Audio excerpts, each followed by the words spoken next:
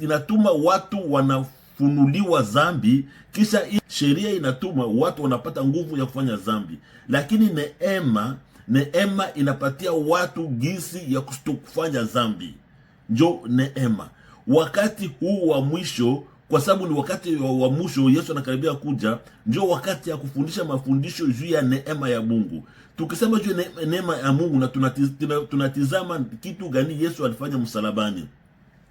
Kazi Yesu alifanya msalabani ni kwa jinsi tupate ile neema. Biblia inasema kama Musa alikuja na sheria hakuna mtu aliweza kuitii, ikaleta mauti. Lakini Mungu Yesu yeye alikuja na neema, ile neema ikaleta uzima. Tunasoma katika Tito sura 2 mstari wa 11 hadi 14. Kwa maana neema ya Mungu iletayo wokovu kwa watu wote imefunuliwa.